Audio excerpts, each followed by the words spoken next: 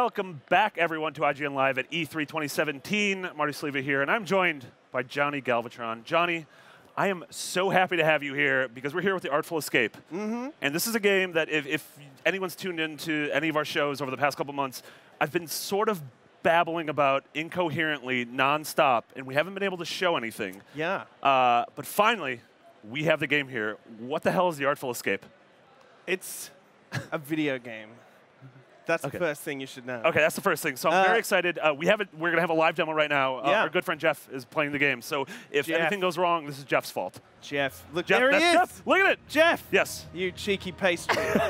So what is this game? What are we looking at right now? Well, The Artful Escape of Francis Vendetti is about a teenage musician who goes on a multi-dimensional journey to create his stage persona. It's kind of like if David Bowie had to go on a journey and came back as Ziggy Stardust. Okay, he went on that journey, right? So Yeah, well, that's what I'm you told. tapping into that sort of 70s prog rock, psychedelic, acid trippy, everything. Like this looks different than anything I've ever seen before. Thanks very much. Yeah, I mean, a lot of the art style is kind of inspired by my maths textbook, which was just filled with creatures and alien landscapes instead of maths.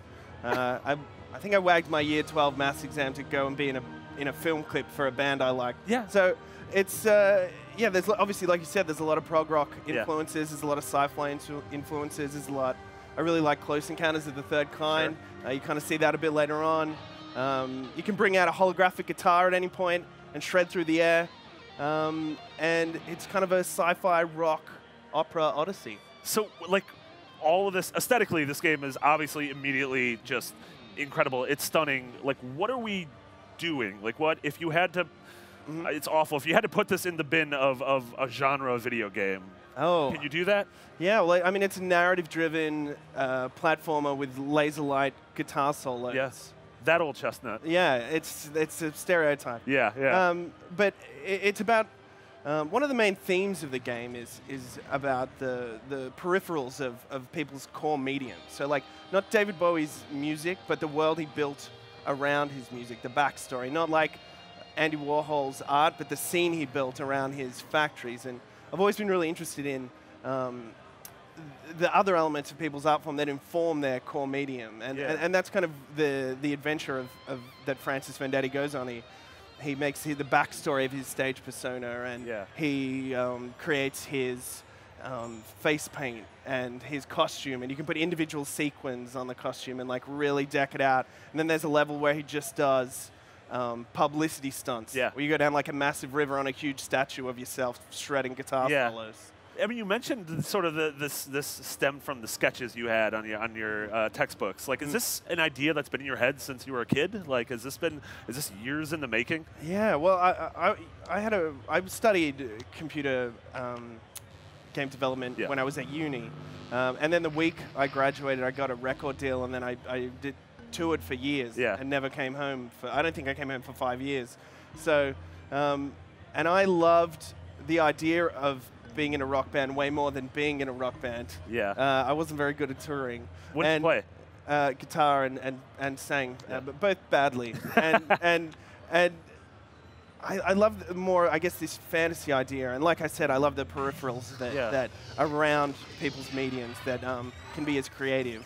Like I love like the idea that Daft Punk are these robots searching for humanity. I love that aspect. Yeah. It's like a prison that you can see their music differently. Sure, and there's a pageantry to it that I really appreciate. Yeah, and when it's like, it's bizarre because they play like, it's just two people standing there in a pyramid, but like it just makes so much sense in the scheme of like their whole art form. Yeah, yeah. So we're trying to show a bit of that and get people to create their own peripheries, because it's like we all kind of have stage personas now. Yeah, absolutely. And we should be as creative as we can. Yeah. And there's definitely some like David Bowie characters now on YouTube who are doing weird experimental stuff, and you know, I hope people can play this game and just, well, I mean, we'll go in the gameplay later, but like, I hope people can kind of get that creativity from it. Yeah, I love that. So, well, like, what are we seeing right now? This is a boss battle. This is some sort of interact. Like, what are we actually doing when we're playing the game? Well, quite obviously jamming with an enormous spider buff. Yeah, yeah. There's different ways you can jam with creatures throughout the game. We've got a philosophy with our gameplay, which is it just has to feel awesome. a lot of gameplay is like the joy is derived from the difficulty. Yeah. But you can play like a Wagner concerto and it's really tech. Yeah. But I would much prefer to play like Smells Like Teen Spirit. It's a different thing. It's like it makes you feel so powerful. Yeah. And I wanted to try and bring that like power chord power into a gameplay. And translate it into the gameplay. Yeah, and I think we're getting there. I think we're getting close. That. So we also have, it seems like you have adventure gamey elements in terms of dialogue choices. Yeah. Is the story branching at all, or is this more of just to sort of pepper the scenes with your own personal Well, touch? there's definitely bits which are just like for color, because I love that Yeah. stuff. I really love in Kentucky Route Zero just how like the choices you pick just inform how you want the character to be. But there is branching sections, but they don't branch the plot. They branch within the character. You're creating the character, not the narrative. Yeah. If that makes sense. I really love that.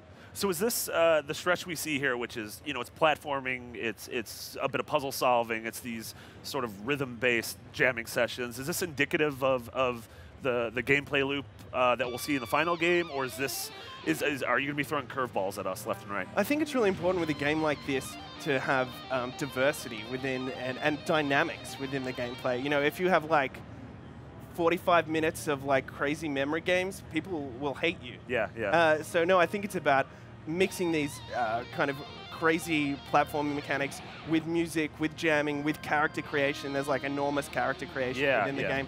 I think you have to really find that, the dynamic between your verse and your chorus. Yeah, if that makes totally. sense. Totally. And obviously, this game sort of had its big coming out party on the Xbox stage a couple nights ago. That was crazy scary. Yeah, I can imagine that's surreal. Yeah. So it's coming to PC and Xbox One? Yeah. Is this one of those console launch exclusive? Was it in that? I believe it said that. Okay. I just work here. Yeah, I was about to say, what's that really? I will say about the Xbox One, though, it's like the One X. Yeah. It's hard to go back to 1080. Really? Yeah, like after you see everything in 4K. Yeah. It's very beautiful. Oh, I love that. I love that. So this is like, you're keeping the new hardware in mind. Like that's something that you're looking at. We make the art like a super high res. Yeah. So, people with gnarly computers can use it. And then obviously in the Xbox One X as well. And yeah, it's just crazy seeing it in 4K. I'm really excited by it. Yeah, seriously. And this demo, it's playable on the show floor, obviously. Yeah, it's out in the Xbox floor. Okay, that's very exciting. What is happening? What is this thing? What are we looking at right now? There's so many different creatures throughout all the worlds. We're still coming up with names for everyone. But there's because each different part of the multiverse helps you with a different part of your stage persona. Yeah. And in demos like this, when they're on the show floor, you can't bombard people with too much dialogue. But there's all these different creatures who are going to help you with your creative journey. And they talk about things like entrances, like an entrance on stage is like, it's just so important. And it's like how you bring people to a new IP as well, or like how you bring people to a new concept with music is like the entrance. And the marketing within something is equally as artful as sometimes the creation itself. And it's like, again, we're saying like the peripheries of creativity I adore. Yeah, that's awesome. And now the hoverboarding. There you go, yeah. And so this is one of the many games that's been announced being published by Annapurna Games. Yeah. They're big into the film scene and now into games with Edith Finch has already released. Edith Finch is great. Edith Finch is wonderful. We have Gorogoa, Donut County. We have this, Ashen, which was also on the Xbox stage. Ashen is kicking goals. Yeah, seriously. Yeah. So what is, what's that partnership been like? Like, how have they really sort of helped empower you to finding your vision? Well, I'll just tell you kind of my experience, which was they contacted me. We had a Kickstarter that didn't go through. And they rang me up and they're like, Annapurna, I didn't know you made games. Yeah. I don't think it had been officially announced yet. And you just look at their cinematic platform and like how well it's curated. Yeah. They're like, I'm real fresh in the game scene, so I don't want to talk like out of school, but it's like, I don't know if anyone had really done something that was that curated in the games industry. Yeah. Like, there's definitely record labels that are like that have a theme and that people make kind of music that they want to be part of that scene. And it just felt like Annapurna Interactive was going to make like this, and they were telling me about the games they'd signed and showing me the stuff, and just wanted to be a part of it. There's just so many cool people working there who've worked in so many dope games. and they let you just go wild. I don't know how many publishers would let us make this weird game, so it's fantastic. I love that. There. I love that, and your enthusiasm is infectious. So, Johnny, thank you so much. The Artful Escape. When can fans expect this? In a while. When it's done? When it's damn ready. When it's damn ready. Yeah. Johnny, thank you so much for joining us. Everyone, stick around. We're going to have so many more games here, IGN Live at E3 2017. Thanks, man.